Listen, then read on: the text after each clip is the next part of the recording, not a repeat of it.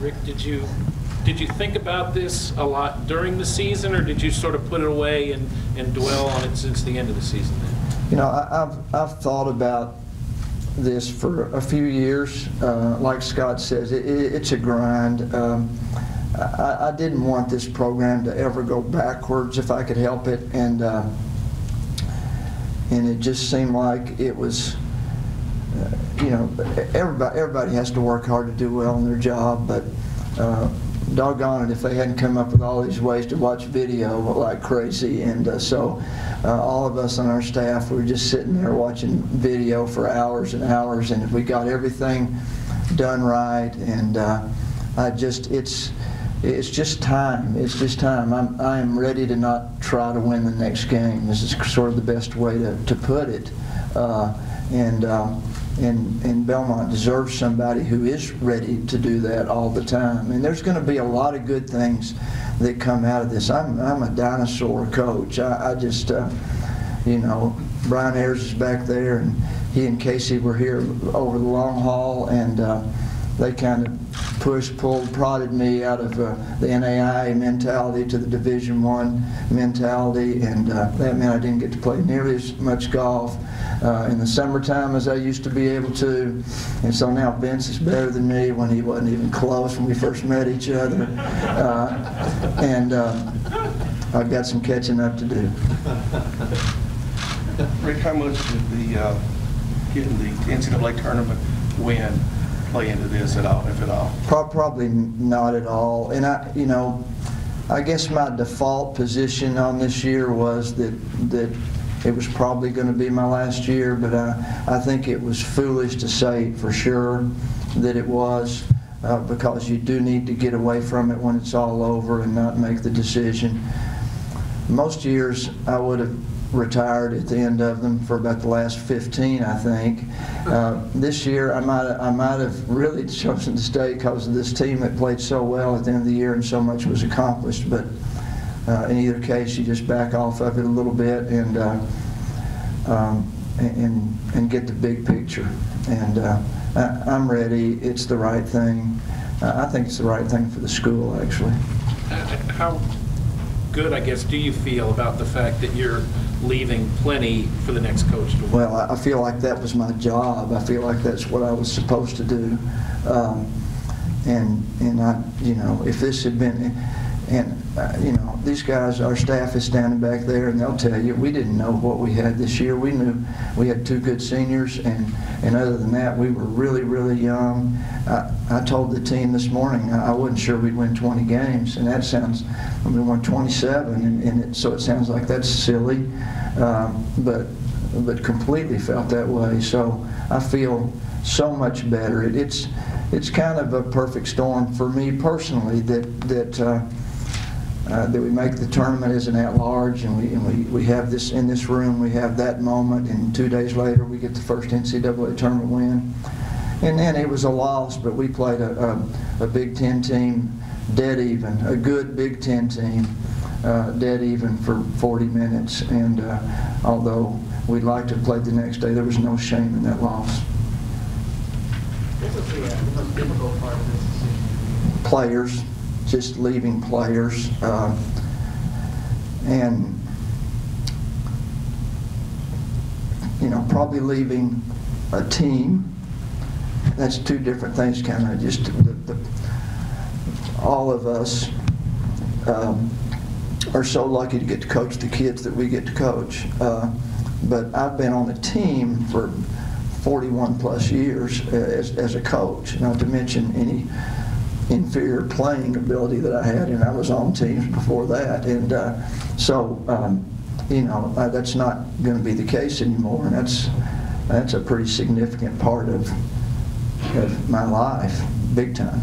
So you gathered them this morning. How did that meeting go? Were they surprised? I don't think they were real surprised. You guys have been asking too many questions. Joe, you started the whole thing, so why are you asking that question? And I'm just a little too naive and lean toward not misleading people that I probably just gave you all kinds of rope to keep asking the question. Steve Layman tried to get it out of me last night. I don't think they were surprised because they'd even been asked the question and they'd heard, but I don't think they knew. I think we did okay getting to that point this morning where they didn't know, and that was the most important part of all this to me.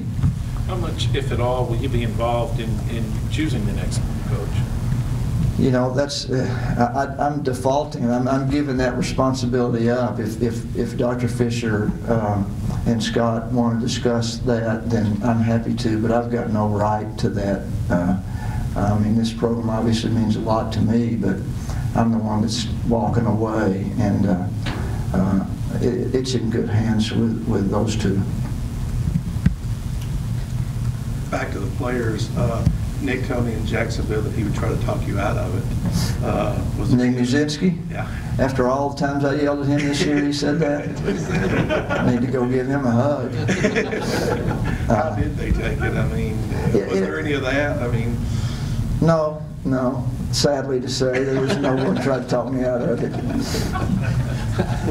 Come to think of it, it's just been a whole lot of congratulations and good riddance along the way. Dr. Fisher gave me the opportunity To stay. Sure. We were going to have to negotiate, but he was maybe going to give me one more year.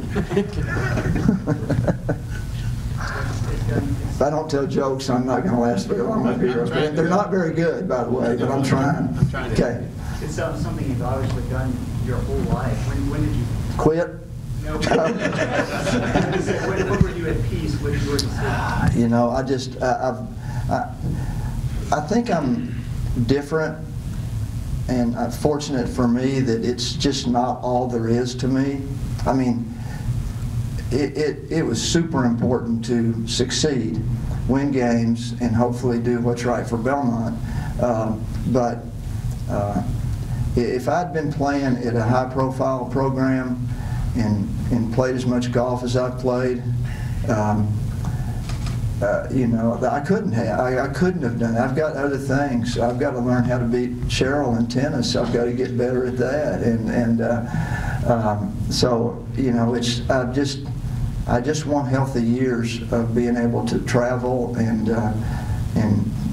play those games. I still carry my bag.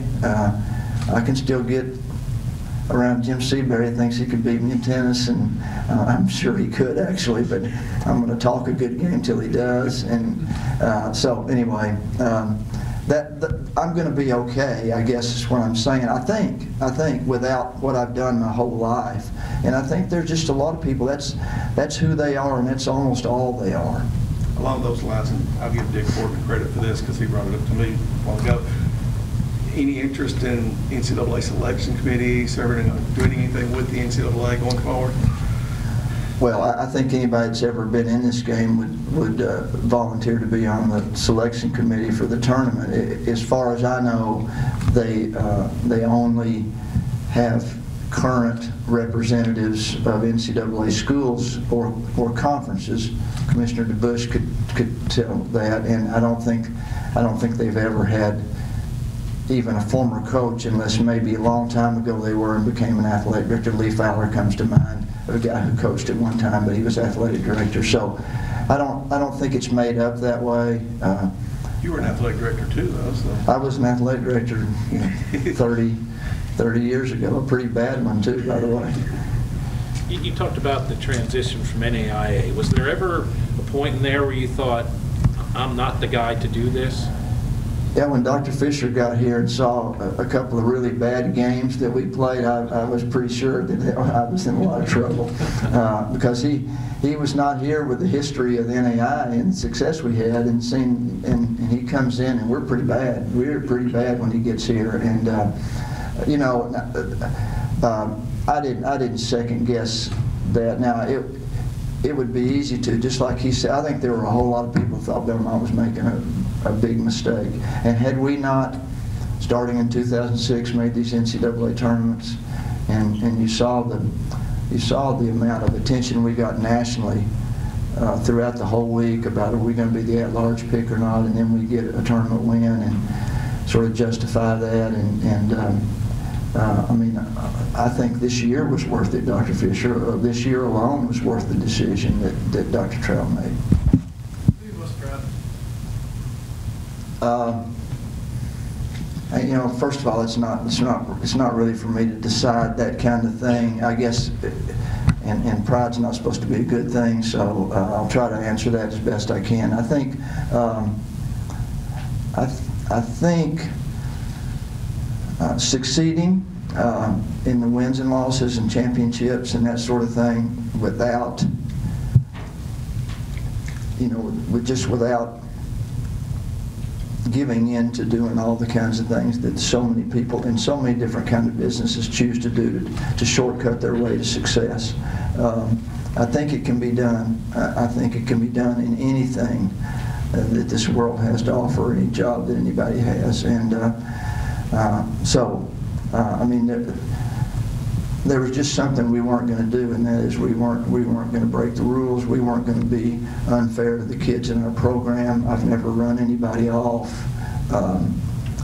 If I made mistakes on what kind of player they were when we recruited them, then I suffered through those mistakes for 4 years if they wanted to stick around, and they did. And so I guess it's the combination of that, obviously the significant off the floor / academic success of our program that goes along with the championships is pretty unique in Division I basketball. I would say Davidson's in the running there when it comes to that, but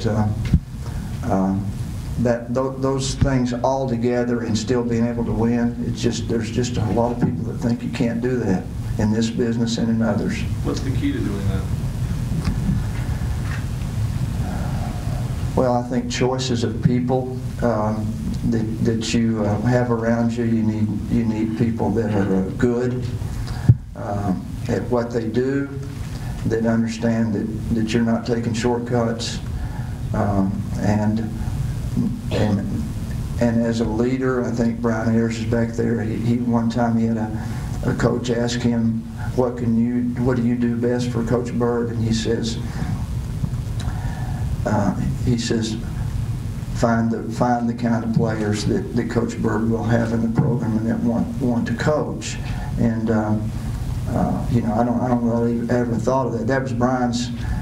We almost don't ever have any meetings, so I don't know how Brian would have known that. He just had to figure that out himself. But he knew how important that the people who played on our team were, and that they needed to be real students, that they needed to be very competitive and tough and unselfish and team first and coachable, or I didn't want him to tell me about them because I didn't want to go watch them and find out they weren't that way, and that's what all those guys have done.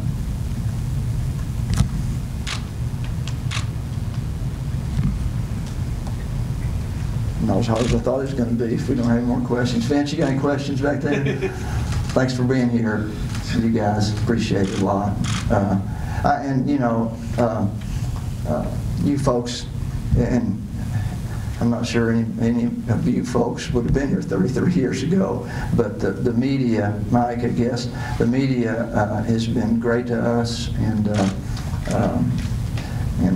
you know, it was easy for me to come at it from a different perspective because my dad was a sports writer, and I know both sides of it, but I appreciate the treatment we've received, the fair treatment we've received, and hope that you felt like it went both ways. So thank you all very much for everything. Okay.